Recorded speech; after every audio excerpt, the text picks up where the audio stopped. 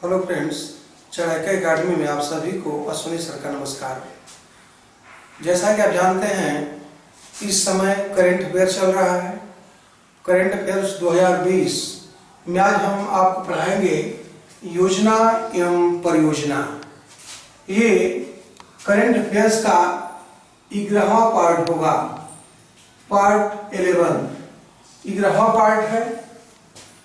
इसके तहत हम पढ़ेंगे आज कि भारत सरकार के द्वारा चलाई गई कुछ प्रमुख योजनाएं, जैसे गरीब कल्याण रोजगार अभियान।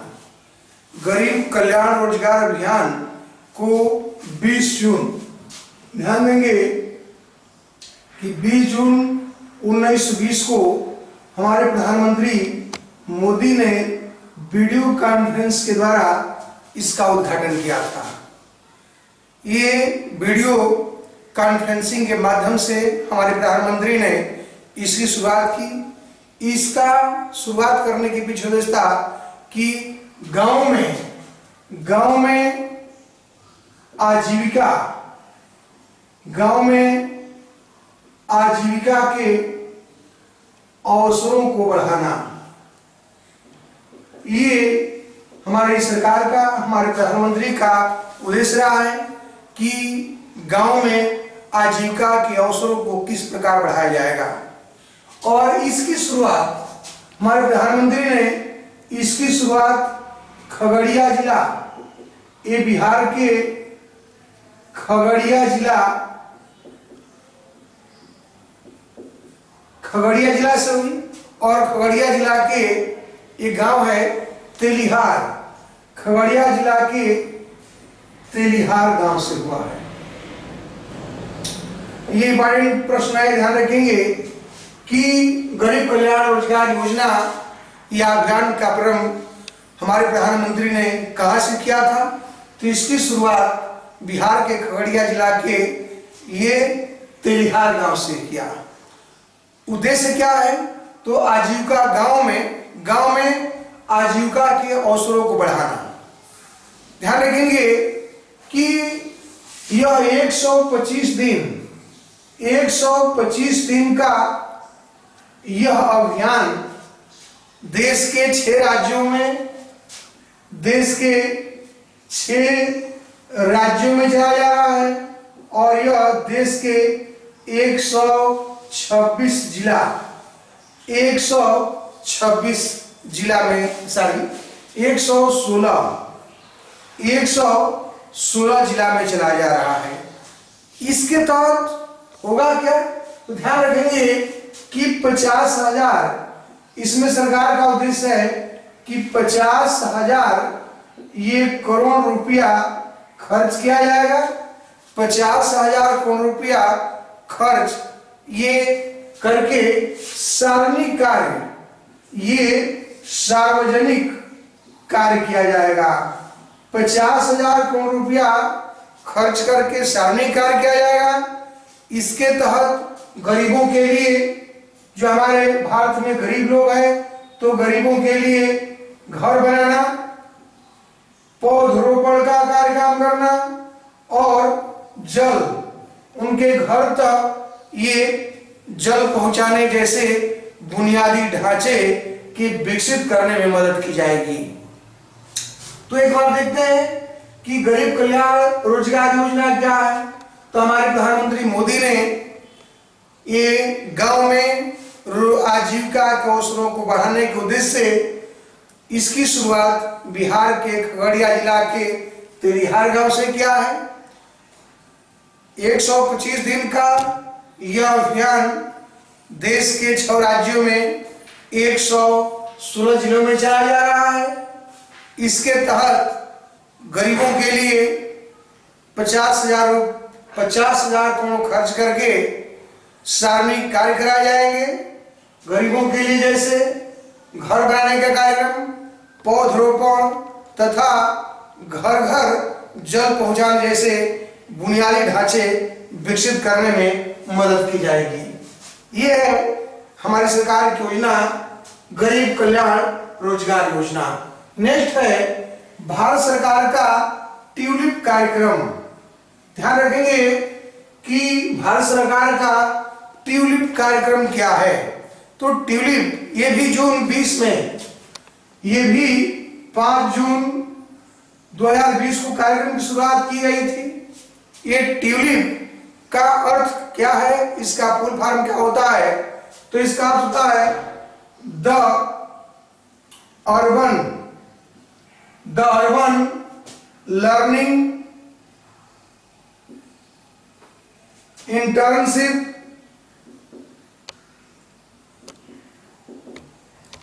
The urban learning internship program.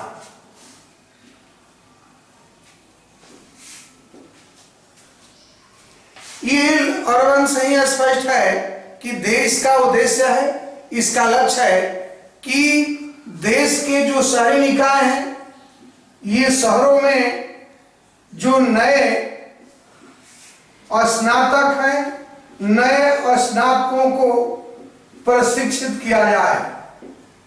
ये ट्यूलिप कार्यक्रम देश के शहरी निकायों में नए स्नातकों को प्रशिक्षित करने वो प्रशिक्षण के अवसर प्रदान करता है। इसके तहत छात्रों को 8 सप्ताह से लेकर 1 वर्ष तक, 8 सप्ताह से लेकर 1 वर्ष तक की यह इंटर्नशिप की अवधि हो सकती है। नेक्स्ट है स्वदेश कार्यक्रम। ये स्वदेश, भारत सरकार का स्वदेश कार्यक्रम क्या है?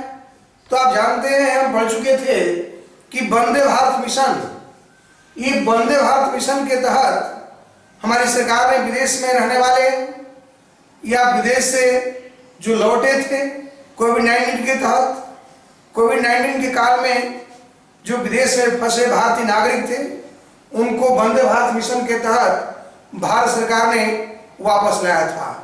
तो ऐसे भारतीय नागरिकों को जो विदेश से लौटे हुए हैं, उनके लिए हमारी सरकार ने एक नई पहल की है। इसका फॉर्म होता है skilled workers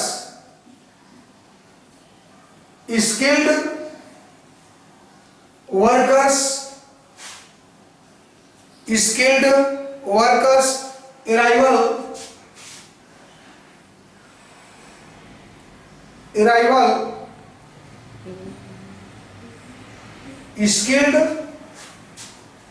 skilled workers arrival database for employment support। skilled workers arrival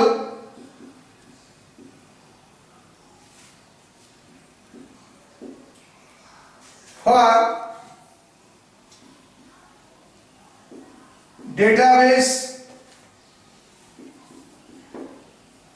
support. यह है स्वदेश, यह है स्वदेश कार्यक्रम। ये स्वदेश कार्यक्रम क्या है? तो skilled workers arrival of database employment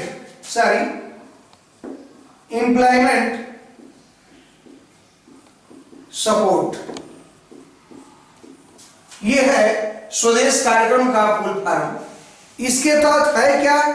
तो आप जानते हैं कि वंदे भारत मिशन के तहत जो विदेश से भारत लौटे नागरिक हैं, उनके लिए विदेश से भारत लौटे हुए नागरिकों के कौशल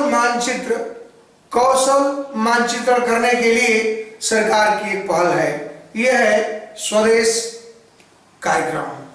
नेक्स्ट है गोल कार्यक्रम। ये गोल कार्यक्रम गोइंग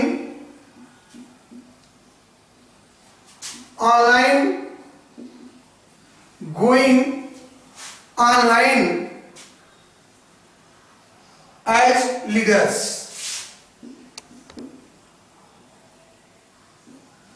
ये गोइंग ऑनलाइन एज लीडर्स, ये कार्यक्रम क्या है?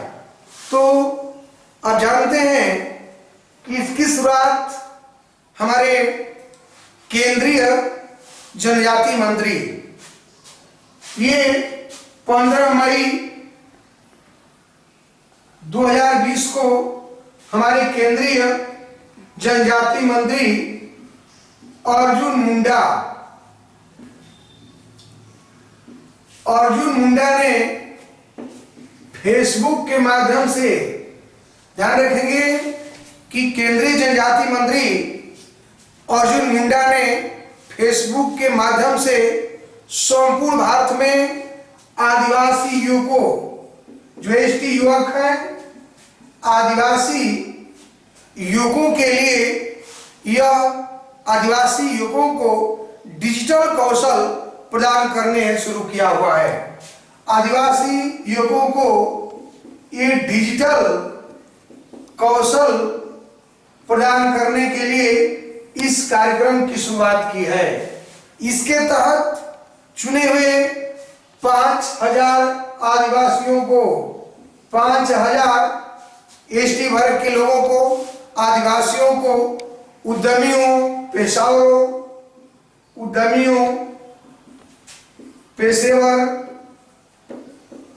कारीगरों, ध्यान रखेंगे कि इस कार्यक्रम के तहत 5000 युवा आदिवासियों के उद्यमियों, पेशेवरों, कारीगरों तथा कलाकारों को प्रशिक्षण दिया जाएगा और चुने गए युवकों को फेसबुक के माध्यम से ही स्मार्टफोन, ये स्मार्टफोन तथा इंटरनेट की सुविधा 1 वर्ष के लिए उपलब्ध कराई जाएगी।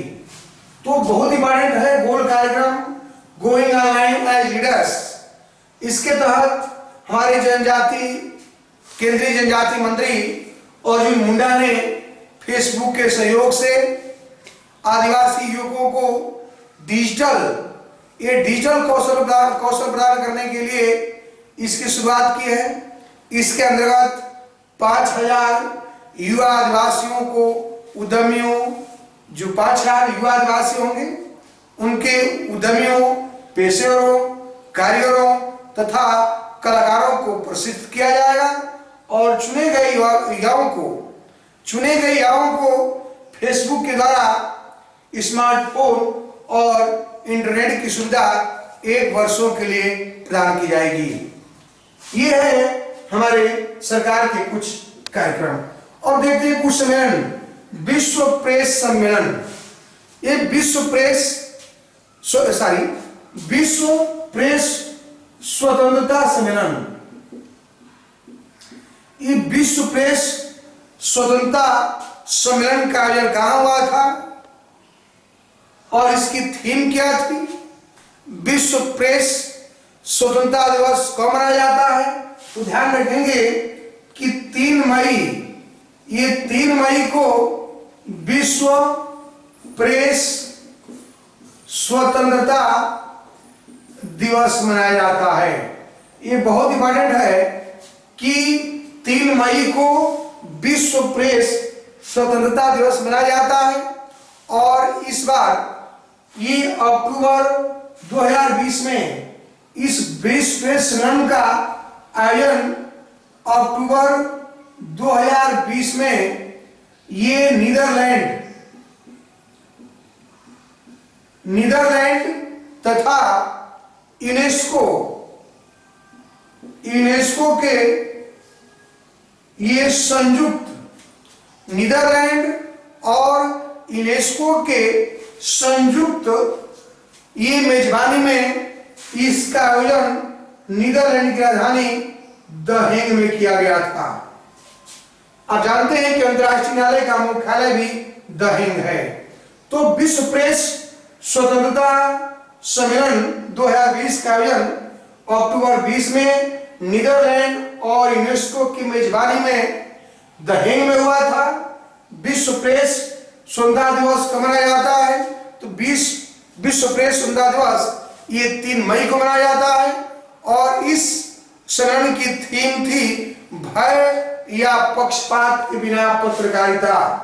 भय या पक्षपात के बिना पत्रकारिता, ये इस सम्मेलन की थीम थी। ये कोप 13वां सम्मेलन, कोप यानी कि कॉन्फ्रेंस ऑफ पार्टी, ये 13वां कॉन्फ्रेंस ऑफ पार्टी का ये 13वां सम्मेलन वन्य जीवों के प्रजातियों, जो वन्य जीव के जो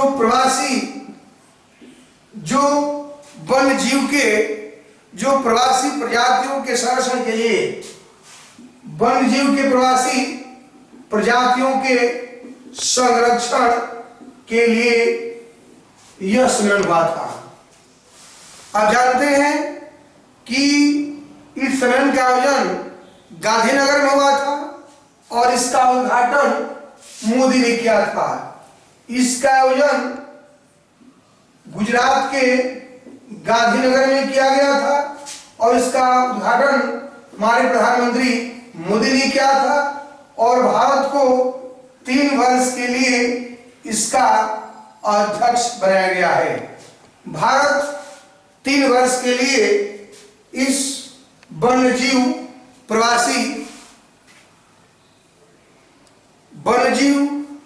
प्रजातियों के संरक्षण के लिए 3 वर्ष का अध्यक्ष नियुक्त किया गया है। नेक्स्ट 107वां भारतीय विज्ञान कांग्रेस का आयोजन कहाँ हुआ था? सभी जानते होंगे कि कृषि विज्ञान विश्वविद्यालय बेंगलुरु में हुआ था। कृषि विज्ञान विश्वविद्यालय बेंगलुरु में इसका आयोजन हुआ था। कर्नाटक, ये बेंगलुरु में आयोजन किया गया था और इसकी बड़ी विशेषता रही, किसी समय नवी महिला विज्ञान कांग्रेस तथा राष्ट्रीय किशोर विज्ञान कांग्रेस का आयोजन भी किया गया था। नेक्स्ट है 23वां राष्ट्रीय युवा महोत्सव। 23वां राष्ट्रीय युवा महोत्सव का आयोजन कहाँ हुआ था? तो सबसे बड़ी बात है कि हमारे उत्तर प्रदेश की राजधानी लखनऊ में इसका आयोजन हुआ था और इसकी थीम थी फिट यूथ फिट इंडिया। ये आयोजन लखनऊ में हुआ था जिसकी थीम थी फिट यूथ फिट इंडिया। ये 23वां राष्ट्रीय युवा उत्सव का आयोजन उत्तर प्रदेश के राजधानी लखनऊ में हुआ जिसकी थीम थी फिट यूथ फिट इंडिया। तीसरा वैश्विक आलू सम्मेलन ये गुजरात के गांधी नगर में हुआ था। इसी के साथ इस वीडियो को हम समाप्त करते हैं। नेक्स्ट वीडियो तब तक के लिए धन्यवाद।